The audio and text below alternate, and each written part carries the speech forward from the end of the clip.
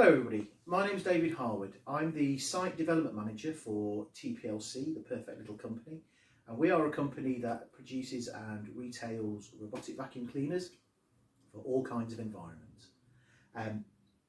My role within the company is to ensure that you as the cleaners or the operatives within a building, no matter whether it's a hotel or an office complex, know how to use the robot vacuum cleaners and also how to maintain them to get the best use out of them.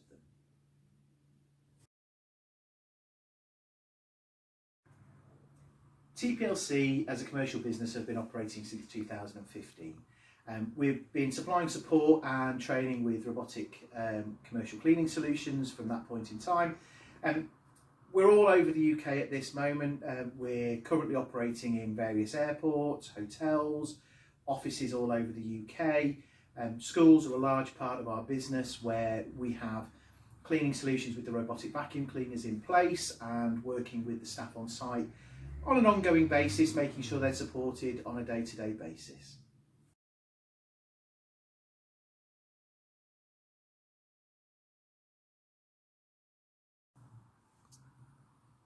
So, just to cover some of the benefits of using the robotic vacuum cleaning solution. Initially, the main concept is that they save time. They save time for you as the cleaning team on site, because they reduce the hours spent manually vacuuming an area. And we'll discuss that later on when we talk about how to maintain them and how they work within an environment. They also improve the standards. So although they're a small unit compared to what you're probably using today, they do a deep clean throughout their whole time that they're working within your environment, whether that's a school, an office or a hotel, it makes no difference. The robot vacuum does the same job with its deep clean process. The process also reduces costs for you as the customer and the client and for the cleaning team on site. There's no dust bags, there's nothing to replace within the robot. All of the parts within the robot can be cleaned manually at the end or the beginning of shifts. So there's no wastage from that point of time. And it reduces the overall cleaning time because the robot's doing the job rather than you as a member of the cleaning team. That has a knock-on effect for the environment. They're a lot cheaper to run and operate. So basically instead of running electric motors in normal manual vacuum cleaners, we're recharging batteries. That has a huge environmental impact. There's no wastage from dust bags. There's no replacement of plugs and cables that might get damaged. So environmentally, there's a big change in using this process. Health and safety issues for the cleaning teams, people that work in offices, people at schools, people in hotels. There's no trailing cables, there's no vacuum cleaner in the middle of a corridor. So the health and safety aspect is greatly improved because they're roaming around cleaning rather than having a cable that somebody might not see and trip over. Plus also the volume. They're much quieter than a normal vacuum cleaner would be. So if you're cleaning in an office space that's being manned at that point in time, you can have 10, 20 robots whizzing around the room, and yet that sound disturbance still means that the people can still use their phones and have conversations, which normally would be disturbed with a normal vacuum cleaner. So as a concept, robot vacuum cleaners are a new thing. A lot of people don't use them, don't know how they work and don't understand what they do. And there is a concern that there is issues am I needed to do a job anymore as a member of a cleaning team? And the answer is yes, you are. You're definitely required, and these robots will enhance what you do as a cleaner, whatever environment you're in. They're here for you, not to replace you. That's an absolute. They're designed to work as a part of your cleaning equipment, a tool. But the main key one is that they're made to sort of reduce your labour cost, the intense labour that's involved in vacuuming. You will know better than anybody what it takes to vacuum a long corridor, an office space, desks, chairs being moved around. And the robots are designed to help with that, to alleviate that most demanding of the tasks that you do within an office space.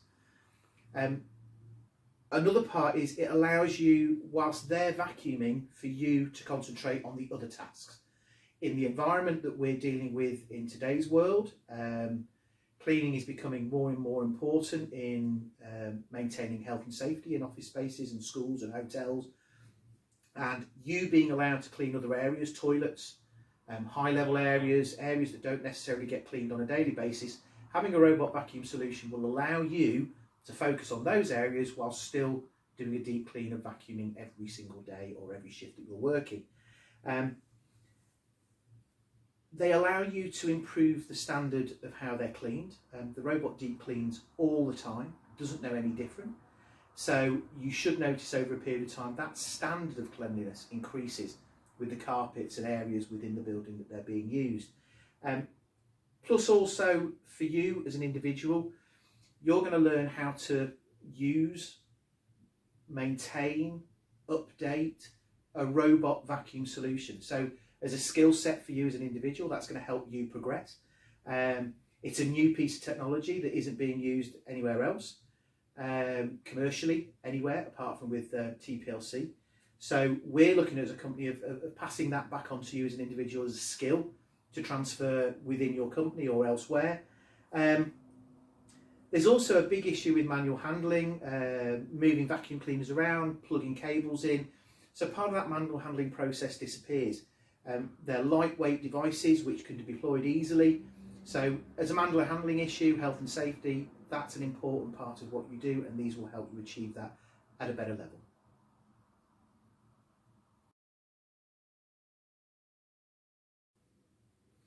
So another part of the robot vacuum solution is looking at the energy saving and our environment, and I've already discussed a little bit about it, but just to go in a bit more in depth. So there's about a 62.5% total energy saving for a business using robotic vacuums over using normal tub vacuums or similar. So there's a huge saving on energy.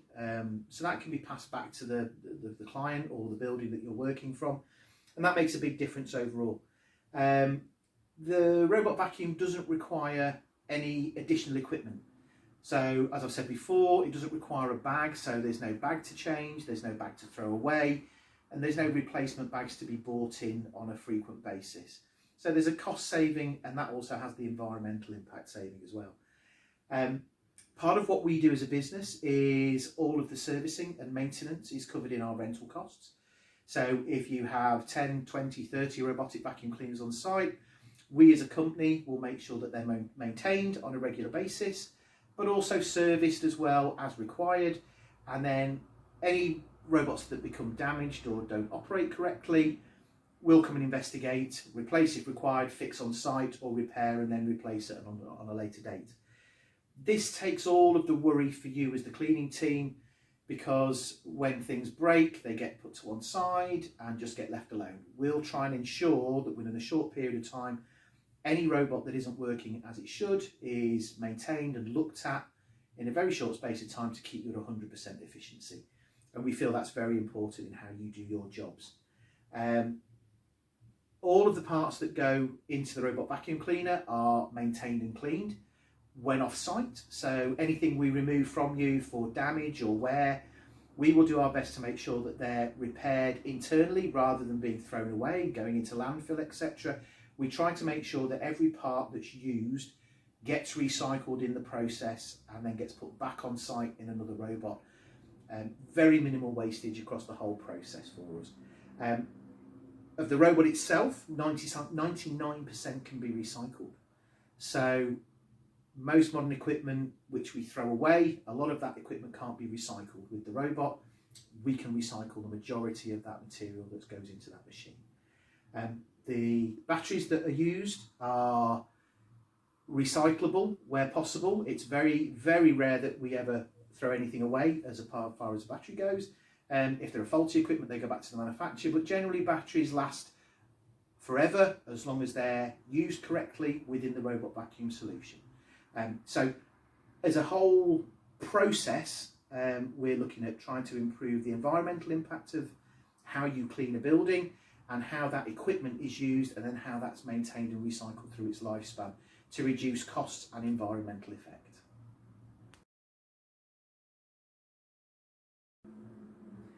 Part of the day-to-day usage of the robot vacuum cleaner, there are various little aspects, health and safety and so on. One of the questions we get asked, obviously going back to trailing cables, etc., how are the robot vacuums going to help me with my health and safety issues? The robot vacuum cleaner itself, as you can see, is bright yellow and black. Yellow and black are the most contrasting colours for people who are hard of sight, so they help them be identified in most situations, offices, schools, etc. Those are the specific reasons we've chosen the colours for the robot vacuum cleaner. Easy to see, easy to find within a workspace. There are no trailing cables, so when you've got a vacuum cleaner plugged in a corridor and that cable gets dragged around the floor in between desks, into rooms, etc., it becomes a health and safety trip hazard. The robot's completely autonomous, it doesn't have any cables attached, so therefore wherever it goes there's no trip hazard for somebody to come across when the robot's done its job in front of them. And that's a really big important health and safety issue. The technology incorporated within the robot is there are various sensors. So underneath the robot there are various sensors at the front which are infrared, and there's an infrared sensor in the front bar of the robot as well, and there's also a bumper. These are all health and safety aspects, which means the robot can't fall down stairways. They see objects before bumping into them, and if it doesn't see the object it gently bumps into it and then goes on a different path. So as far as health and safety goes, they're visible, but if somebody's not aware, they're not going to become that trip hazard, which is really important in what we do for the cleaning of the building. They're a lot quieter, as I've said before. The robots, even in groups of 10, 20 or 30, the volume level is far less than a single normal vacuum cleaner. Now that's really important in office spaces where people are now working earlier in the mornings and later in the evenings during cleaning shift times. So it means that you can still clean a building professionally without impacting the people that work in that workspace. And that's really important. You feel under pressure to clean a space, but there are people working. We can take that pressure away from you. Get the carpets clean, get those spaces cleaned without impacting on the people working there. We do a caution sign, as you can see. Caution signs are placed wherever the robots are being used within a building, whether that's in a corridor, in an office space, or in a hotel room, or in a school classroom. They're visible and bright, and they allow people coming into that space that's being cleaned during those cleaning shift times to be able to see that those robots are being used. It's big enough and bright enough for anybody to notice it, and that's why we put them out on site with wherever we've got the robot cleaning solutions. It is important that they're placed at visual exits and entrances to buildings, so main doors, lift shafts, stairwells, and part of our process when we come on site with you is we'll make sure that those points are picked out for the biggest impact on people coming into that space that the robots are being used. Another really big part of what we do as a company is the safety of the batteries. There have been various instances with certain types of rechargeable batteries, particularly to do with the battery types in mobile phones, where there are issues with storing them in bulk and also damage which creates fires and various issues. So the batteries that we use are nickel metal hydride. These batteries, we can store them safely in bulk, which means when we've got a storage facility, as you can see here, which I'll talk about later on, where we're charging lots of robots in a single space, we don't have an issue with storing these kinds of batteries. If they become damaged, they're less volatile than normal lithium batteries as you get in your mobile phone. So we've covered all those aspects. The battery is also fully recyclable as well. So where we do get problems, they can be sent back to the manufacturers, they can be repaired or retrained to work properly, or they can be fully recycled if they can't be used in future. That's really important for us as a company and for you as a business, knowing that there's a health and safety issue we're covering and making sure those environmental impacts from throwing batteries away, we've covered that aspect. We can make sure that we can transport these to site in bulk rather than having to drop a couple off at a time, which we'd have to do with lithium batteries. That's really important, so we can deliver however many robots you need for whatever site you have in one easy step. Virtually every other robot vacuum out there or handheld vacuum uses lithium batteries. That's one of the reasons we've gone for the nickel metal hydride batteries. They work just as well, but the health and safety impact is far less, and that's really important for you to do in your day-to-day activities.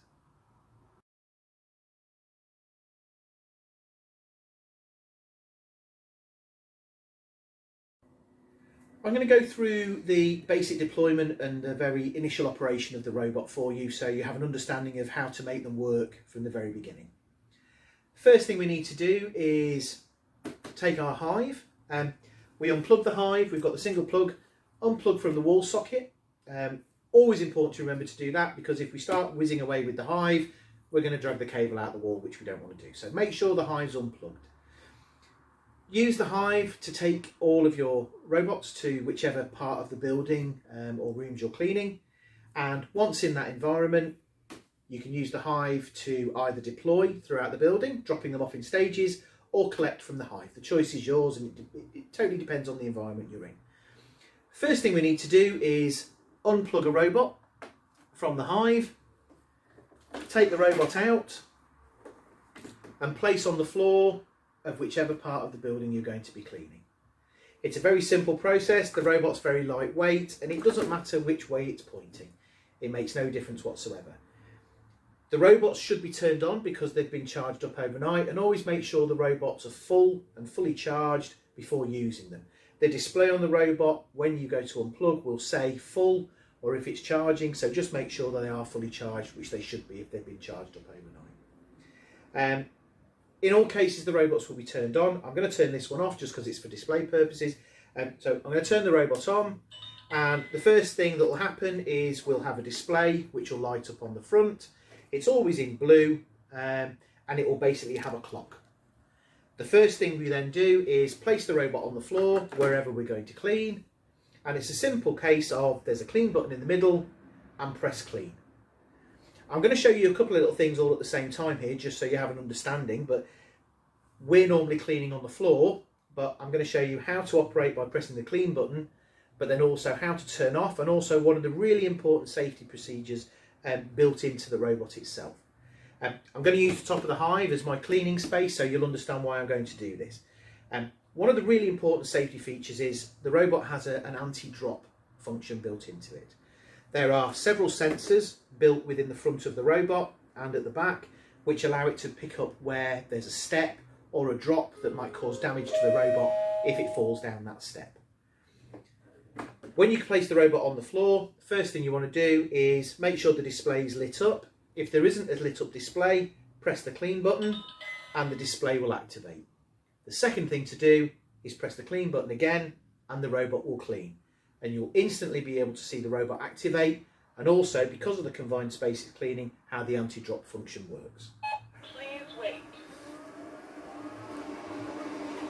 As you can see, the robot immediately operates once you press the clean button, and as you can see from the top of the Hive, it's incapable for the robot to fall off. So with confidence you can use the robots in a cleaning space with stairs, lift shafts and other health and safety issues which may cause the robot to fall and be damaged.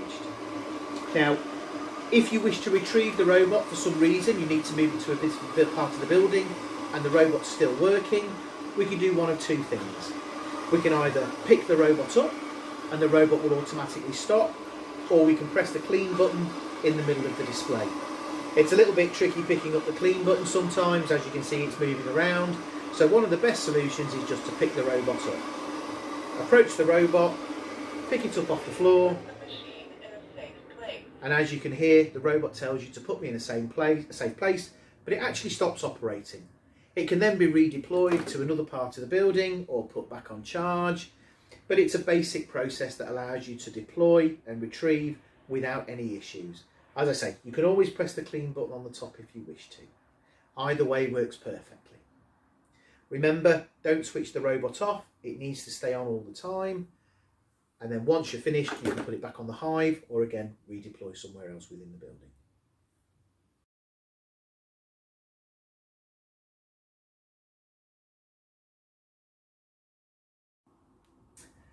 As part of the deployment process, once the robot's either on the floor or prior to you putting down the floor, there's just a couple of little issues which you might want to just be aware of. It is quite important, and we have certain videos on obstacles. Just make sure that most of the material that you normally wouldn't vacuum is collected off the floor. So anything that a normal vacuum won't collect, the robotic vacuum cleaner won't collect either. So large bits of paper, balls of paper, bits and bobs like that. But things like paper clips, pen tops, hairbands, absolutely not a problem. It's just important to remember that even though this is a different solution, you still have to be aware that what you normally wouldn't collect with a vacuum, this won't either. But it is very good at picking up other things. Part of that process of deployment as well is also with the cleaning signs. Just make sure that before deploying the robots, the cleaning signs are deployed, exits, entrance, lift, lobbies, that kind of area, just to make sure that anybody in the building is aware that the robot vacuums are being used on that floor or in that building. That's a really important part of the health and safety of using a robotic vacuum cleaner, especially if you're off somewhere else cleaning toilets or on another corridor doing something different. So it's very important that those health and safety warning signs are put out in place. Once you've deployed the robot, in theory, the battery life is 1.5 hours approximately, and that can vary between hard floors and thicker pile carpets. The thicker the carpet, the more friction through the machine and the slightly less battery life. The smoother, harder the floor, the better battery life we get. And the robots don't know the difference between carpets and solid floors. So you don't have to worry if you're in an environment with carpets, carpet tiles, and then a kitchen area with a solid floor. The robot will clean both just as well and doesn't need to be turned off and moved. It just doesn't know the difference. So it's quite happy at doing all of those environments. They are pretty robust, although they feel quite lightweight. They are a tough little robot. They don't like to be dropped, but they can bump into things. They can be knocked around a little bit. They're as tough as at least as the normal vacuum cleaners you're using at this point in time. Again, we go back to any damage that might happen. Get in touch with the company, TPLC, and we'll deal with any damage. But generally, they are tough little robots, and you should be able to use them in any kind of environment.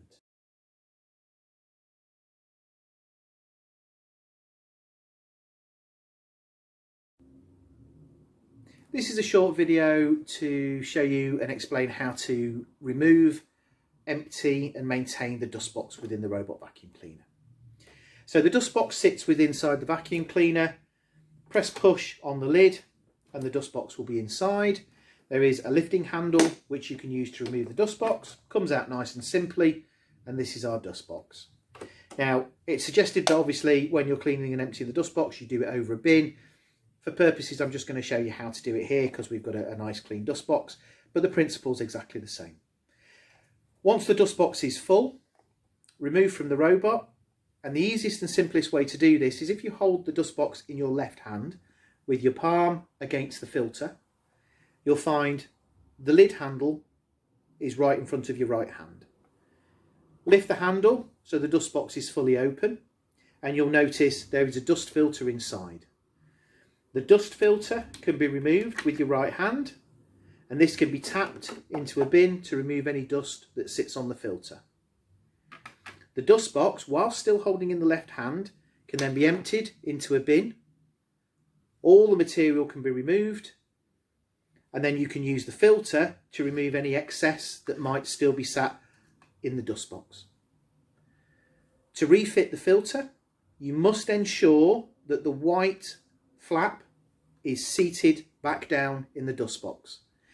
If not seated flat in the dust box and you try and close the lid, it will break the flap off and a replacement will be needed.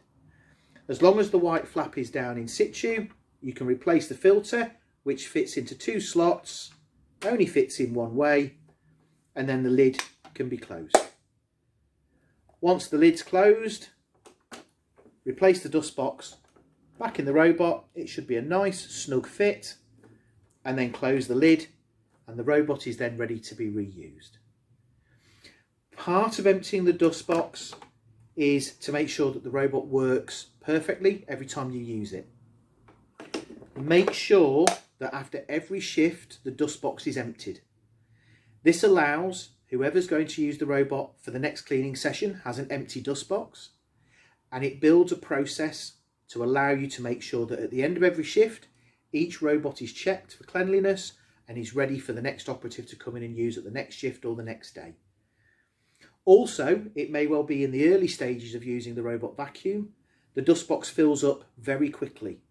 So it may well be within the first couple of weeks of operation, the dust box might need to be checked halfway through a shift, but you'll find that the dust it picks up diminishes over a couple of weeks, but it is essential that the dust box, to make it work properly, is emptied frequently, or at least at the end of every shift.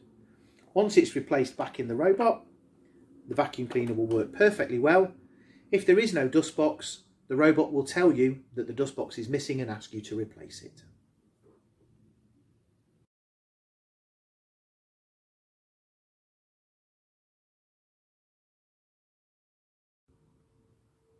In this short video, I'm going to show you how to remove, clean and replace the roller brush, which is fitted below and underneath the robot vacuum cleaner and is part of the device which helps do a deep clean of the floors that you're cleaning every time you use the robot vacuum cleaner. So underneath the robot vacuum, you will see there is a roller brush. This is what allows the carpet to be cleaned and agitated properly every time it's used, and allows the deep clean to take place. At one end of the roller brush there is a clip for removal, and at the other end of the roller brush is the fixing which allows the roller brush to be operated by the motor within inside. To remove the roller brush, it's a very simple process. Pull the clip and the roller brush will detach. Now this is a complete system, so there are various bits involved here, but the main bit we're interested in cleaning is the rotating roller brush inside. To get access to this, there is a top point and a bottom point. Again, if we hold the roller brush in our left hand, we can remove the top section from the bottom section by simply pulling apart, and we end up with the two sections. The roller brush sits inside and there is a clip at one end where the removal clip is. This can be lifted and the roller brush can be removed. All of these parts can be washed and cleaned on a regular basis to help maintain the robot and make it work properly, but the main part we're looking at cleaning is the roller brush. You will notice when the roller brush is operated that hair will collect along the roller brush, but it will migrate to either end or in the middle. Hair can be removed by using a hair cutting tool or a sharp pair of scissors to remove the hair, and this will allow the roller brush to operate correctly. At one end of the roller brush there is a bearing set and a fitting. Hair will also wrap around this and will also get inside, so once a month, once every couple of months, depending on the environment you're working in, this will need to be removed. It can be removed by simply pulling, and there are two parts. There's a black section and a little rotating bearing at the end. Hair can be removed from these items and then replaced. The black fitting fits first, and then the small bearing fits on the end. Everything fits one way, so it's very simple. Once the roller brush has been cleaned and all the hair has been removed, it needs to be replaced back in the fittings. The lower part of the roller brush fitting has our clip at one end and a hole at the other.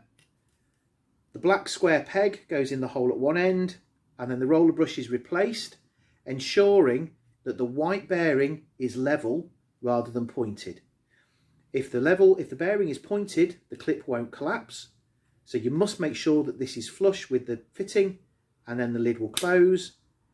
Take the bottom part of the roller brush. There are two clips at one end.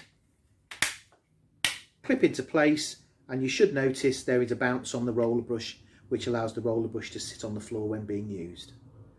The roller brush itself, once completely fitted back together, there is a clip at one end and then the rotating roller brush fitting at the other. This only fits in one way with the robot vacuum. Locate the square peg, might need a little bit of a wiggle, and then clip back into place.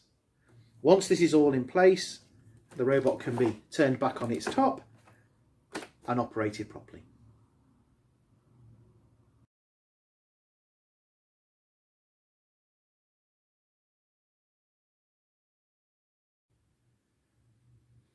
This is a short video on cleaning and replacement, if needed, of the HEPA filter within the robotic vacuum cleaner. The HEPA filter is actually located within the dustbox. Dustbox inside the robot, and the HEPA filter is located in the dustbox inside a rubber gasket. Now, over a period of time, this will collect dust and therefore needs to be cleaned or potentially replaced once it's expired its lifespan. It's a very simple item to remove. there is a rubber gasket sealing it into the dust box, and underneath there's a little lip. You can pull the lip and the gasket and the filter come out. The filter can be pushed and it drops out from the rubber gasket, and we end up with the little HEPA filter. This can be cleaned quite simply by tapping on the edge of a bin a few times, and the dust will fall off. It won't become perfectly clean, but it will remove most of the dust that builds up on the HEPA filter, and it will work perfectly well. Once the HEPA filter has been cleaned, it can be replaced within the gasket. Only fits in one way, which is in the back of the rubber gasket, pushed into place, and then the whole system can be placed back inside the dust box.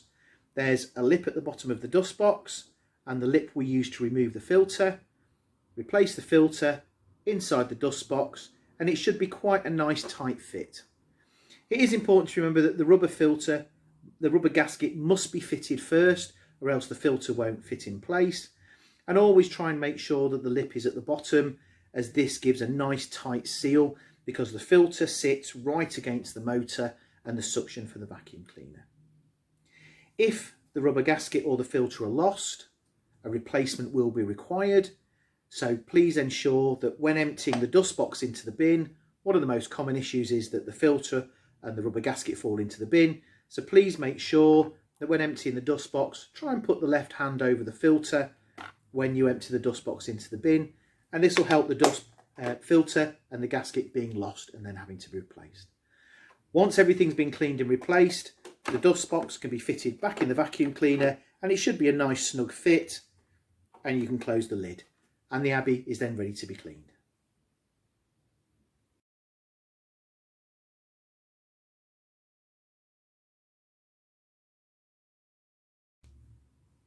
This is a short video about removing and cleaning the side brushes to the robotic vacuum cleaner. If you turn the robot upside down, you will see there are two side brushes. There's a left-hand side and a right-hand side brush, and these are used to sweep bits of debris into the path of the roller brush below the robot vacuum cleaner. There is a left-hand side roller brush and a right-hand side roller brush, and both the bottom of the robot and the brushes identify with an L and a R depending on which side the roller brush fits, To remove the side brushes, they're not meant to be removed on a day-to-day basis. They should need to be cleaned probably every 2 to 3 months depending on the environment. But to remove one, it's a case of grabbing hold of two little edges, giving them a wiggle, and they'll unclip. The side brush can then be immersed in warm water with washing up liquid, and then they can be cleaned, and you'll find over a very short period of time the filaments will straighten and go crystal clear white like they are now. To replace the side brush, simply clip back on, just ensuring that the left hand side is on the left and the right hand side is on the right. There are very subtle differences with how the brushes are and how they're made, which does make a difference to how the debris gets pushed within the roller brush. Again, these are very simple fittings. Sometimes they can come off if they get caught under chair legs or table legs, and replacement parts can be sent out if needed. But generally, if they're cleaned once every 2 or 3 months, they should work perfectly well unless lost. Each brush can fit on either side, but just double check that the left hand side and the right hand side are fitted appropriately.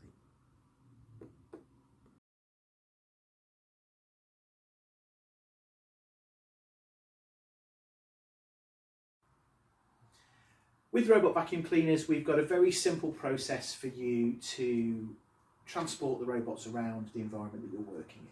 So instead of dragging a tub vacuum with you with a cable and a tube, we have this, which is called the HIVE. As you can see, it's a bright yellow and black trolley.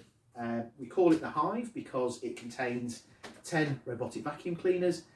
And this is the unit that you can use to transport the Abbeys through the building, as well as charging them up, collecting the robots, deploying the robots, whatever best suits the process of the building environment you're in. As you can see, there are 10 robots, 5 on one side, 5 on the other side. There is a single power connection, which allows all 10 robots to be charged up simultaneously. And there are 5 power points on one side, and there are 5 power points on the reverse side. As far as transporting and charging the robots go, all of the robots need to be in situ on the HIVE, as you can see now. All of the plugs need to be plugged in, and the robots will charge at the end of the shift overnight, so that for the next day, for the cleaning shift, they're all charged up and ready to go. There's a very simple deployment process. The first point you need to do is unplug the mains cable from the wall, transport to wherever you're going within the building that needs to be cleaned. Once there, you can unplug all of the power cables for all of the robots, and then simply remove the robot from the hive. As you can see, place the robot on the floor where you're going to clean, and that starts the cleaning process.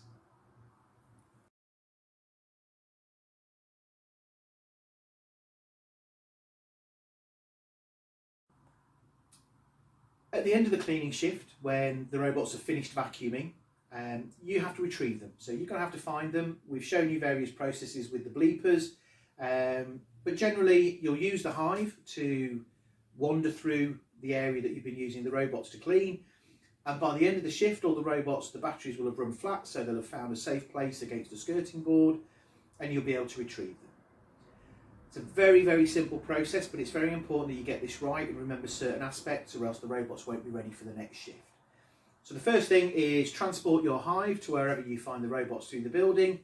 Collect the robot off the floor, nice and simply. And just remember, there's a front of the robot and there's a back of the robot. Now this is really important. The back of the robot always goes into the hive first. So place the robot back in first, and you'll find the robot slots into some nice convenient holes in the shelf, drops in so it's nice and secure.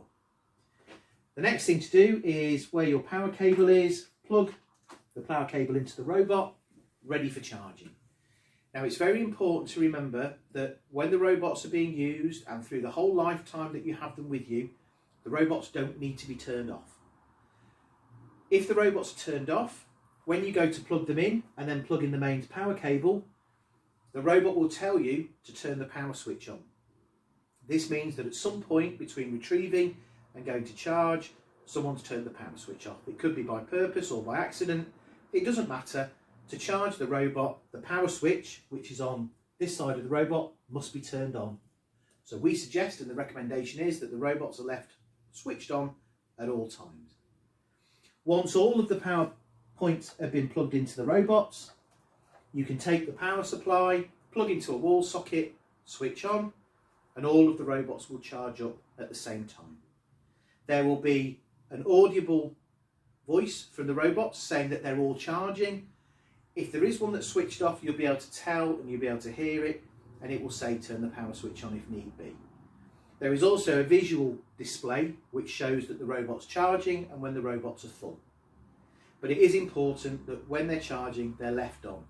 If they're not switched on, they will not charge up, therefore they won't be ready for the next shift.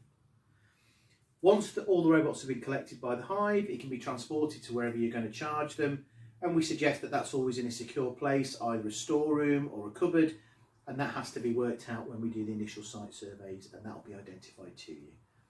But as I said, single power point, and that charges all 10 of the robots up.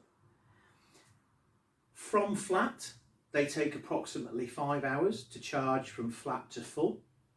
And that's the minimum time we recommend. So generally when a shift ends and they're plugged in, they'll be ready for the morning shift, or definitely ready for the evening shift if it's just a single shift per day. But based on that charging time, the robots could be used 2 or 3 times a day, from being flat to being fully charged. Another simple and very important point is with the robots and the way the batteries work, if they're plugged in for approximately half an hour, 45 minutes, they'll gain back 80% of their charging capacity. So in theory, you could use a robot for an hour and a half to 2 hours, charge up for another half hour, and you'll get another hour out of the robot. We generally find the robots work for approximately an hour and 30 minutes, depending on the floor type. They generally last a little bit longer on solid hard floors, and generally last slightly less on thicker pile carpets. In most office spaces, we're looking at approximately an hour and 30 minutes runtime. 5 hours to recharge, and then they can be used again for an hour and 30 minutes, or a quick boost up charge, 30 minutes gives you approximately an hour back again.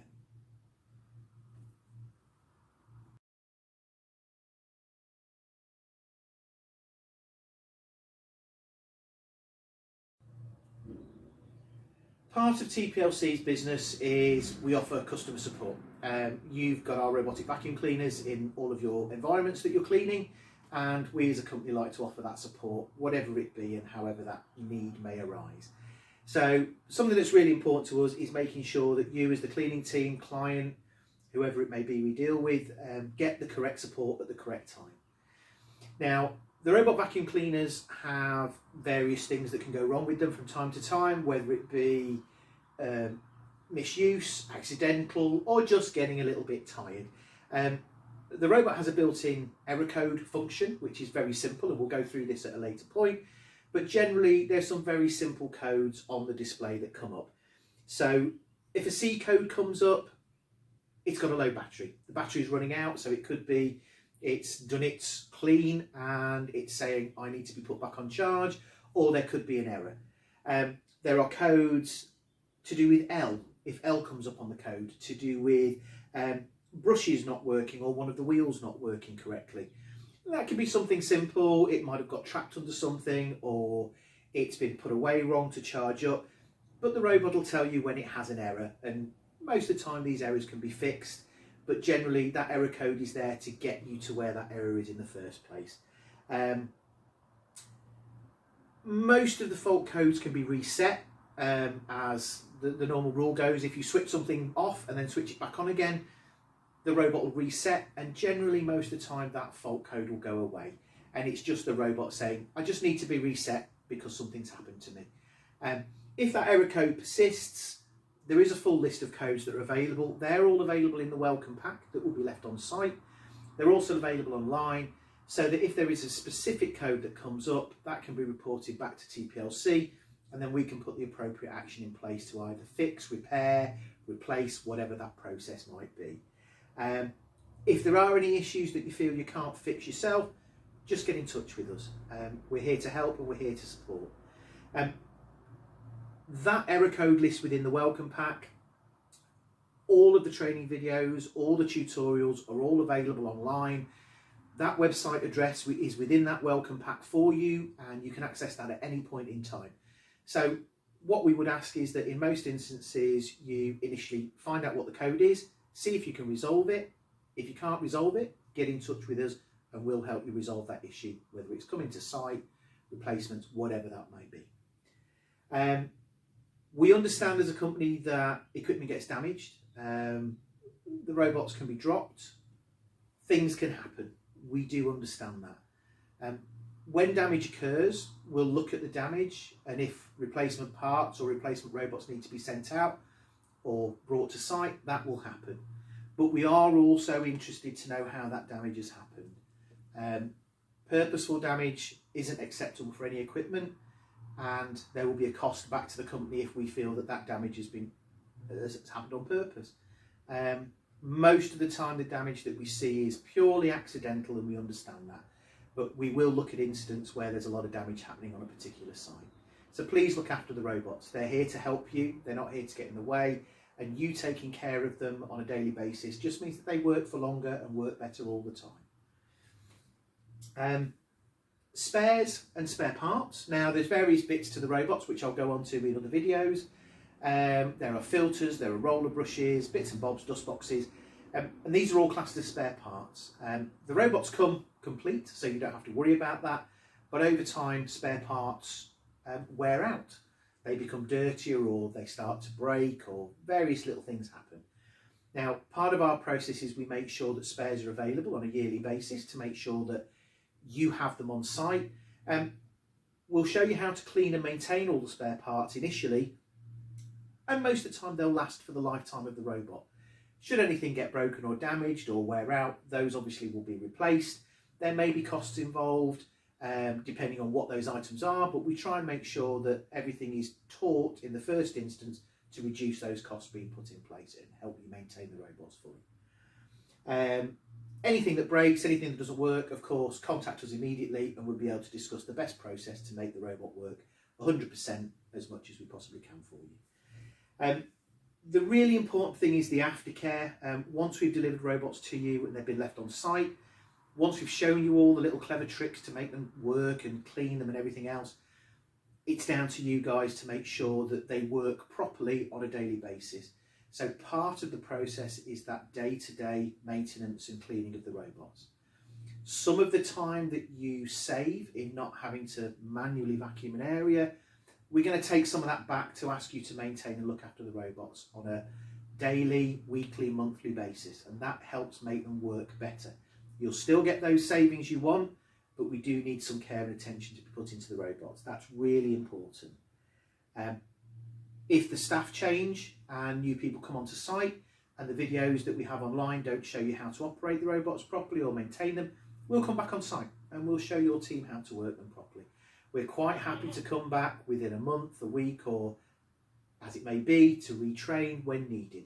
That's part of the process to make sure the jobs are done properly every day. Any problems you have, tell us. The welcome pack will have the details, your client, the company will have all of our details. Just let us know. We'd rather find out early in the process when there are problems and they can be resolved, rather than any negativity building up on site on how the robots work or don't work if one isn't working properly. So just get in touch with us and we'll help you out the best way we can.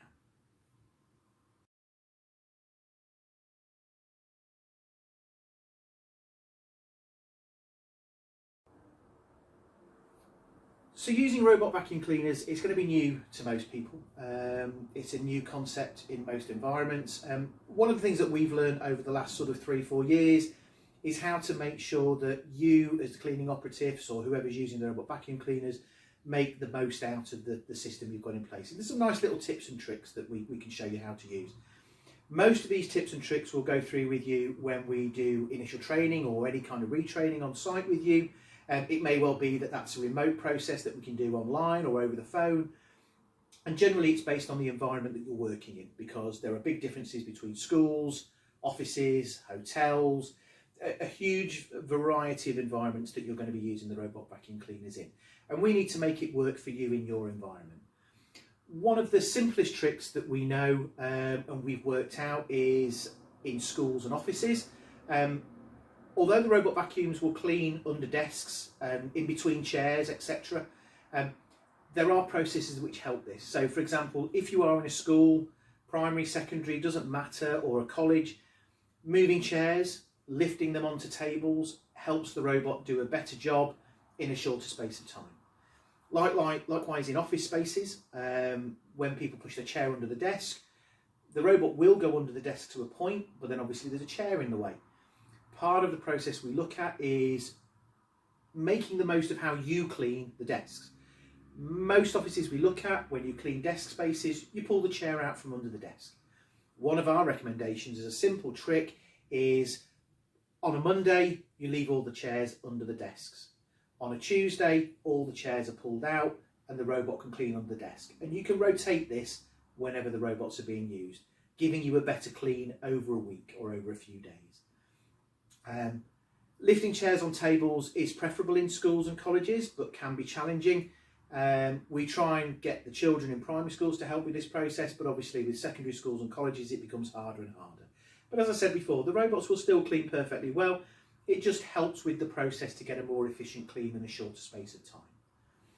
Another process that we look at, especially in office spaces, is not necessarily using the robot vacuum cleaners on a floor every day, but rotating through a building.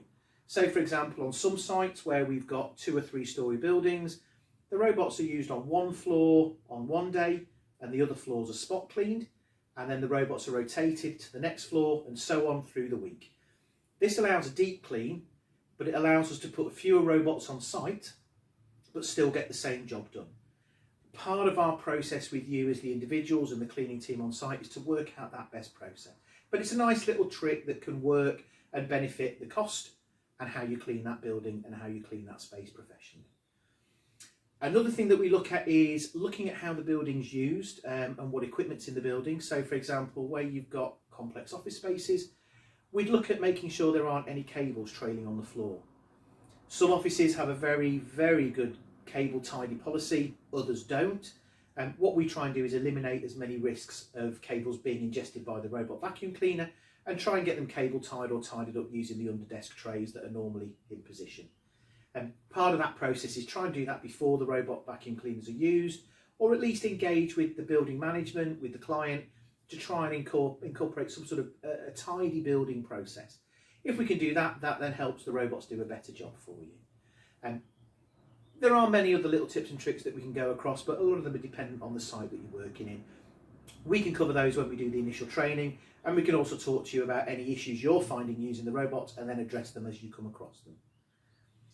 One of the other things that we do as a company, we've got some little extra bits and bobs that you can use to help improve the cleaning process. One of the things we noticed very often, going back to the cleaning under desk with cables and so on, is that initially the robot vacuum was getting caught on bundles of cables or ingesting USB cables, internet cables, that kind of thing within the roller brush underneath. So what we've developed in a very short space of time is allowing the front of the robot to actually have a different height. In schools, we use the standard bumper, which basically is a very slim line bumper, which fits on the front. And it allows the robot to wander around, traverse quite happily. In office spaces, we fit a lowered bumper. Now this lowered bumper allows the robot actually to bump into cables rather than riding on top of them. So although we like the rooms to be tidy and cables to be fixed, we can address some issues with this kind of bumper fitted. And that's all part of the process we look at from the very start of engaging with you as the client and the cleaners on site. So we can fit different bumpers. They all help with that process of making the robots work more efficiently within the building. It also stops certain issues with table legs, various types of furniture, which we're seeing in buildings now where the robot can ride up and become beached, and this takes that issue away. So it just allows the cleaning team to deploy the robots and go off and do the other more important tasks within the building. And we also offer what's called a virtual wall. It's a little tiny black box. It looks very simple, has a very simple on-off button on top, and a little arrow on the top with a little light at the front, a little sensor at the front.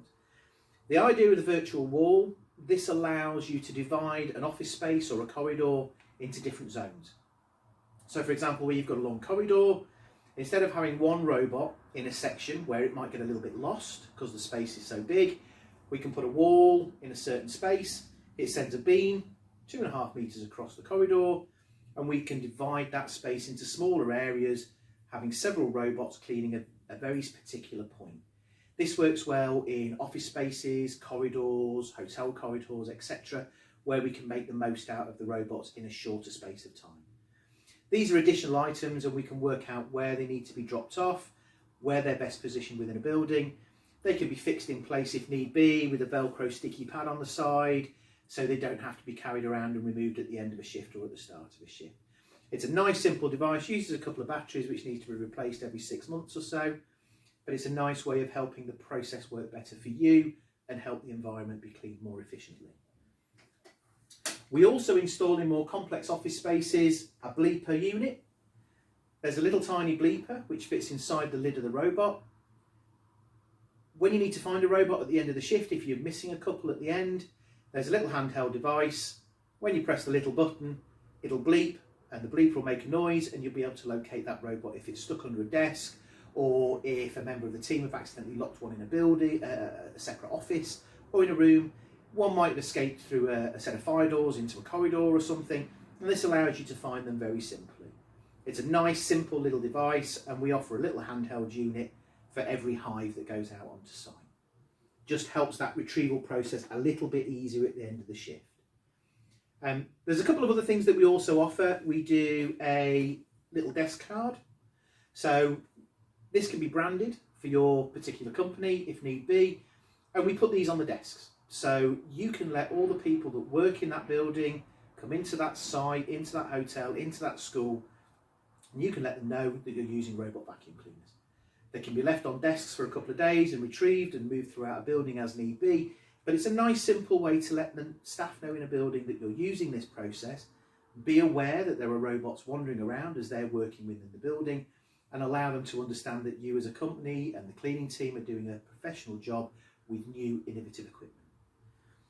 We also offer for hotels or wherever a door hanger. Simple door hanger card. It can be put on an office door, on a meeting room, hotel rooms if the room's being cleaned with a robot, any particular area to enhance the warning signs that the area is being cleaned with a robotic vacuum cleaner. Also comes with a very simple step-by-step guide of the main maintenance and cleaning processes for the robot when you're using it, when you're retrieving them. So it's a little multifunctional device. As with the card, as with the cleaning signs, they can all be branded as per the company if requested. And that helps accentuate what you're doing as a business and show that you're trying to be innovative in the business. On top of the Hive itself, we have an insert that has a brief set of instructions as well, similar to the door card. That can also be branded as well. So all through the process, we're trying to help the staff understand how the robots work, but also show people in the building what we're doing, be aware of what's being used, also covering off health and safety issues.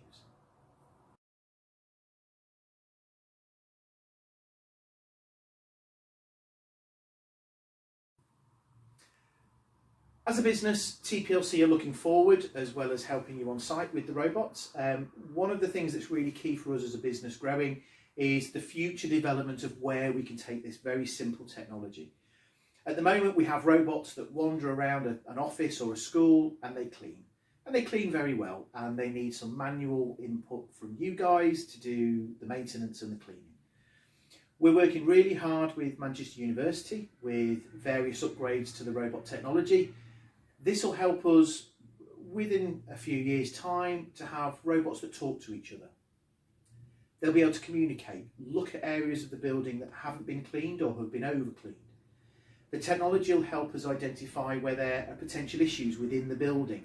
It could well be there's a leak or a coffee spill.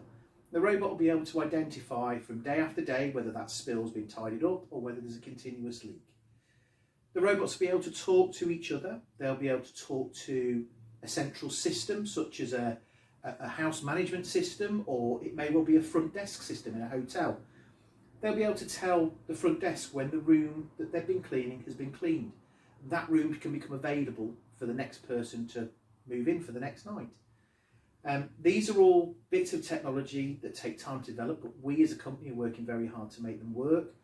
And again, a part of that is being driven by you as the cleaning team to make sure that you can do your job as efficiently and as professionally as possible. It's really important that we pass on that to all the customers, which is part of the rental process. We rent the robots out so that as that technology grows and as it develops, we can replace those robots on site where needed with that new and up and coming developing technology. And that's really important for us as a company. We're looking at having handheld tablets so that individual cleaners and individual cleaning supervisors can move robots around the building and tell staff when they've started shifts and finished shifts.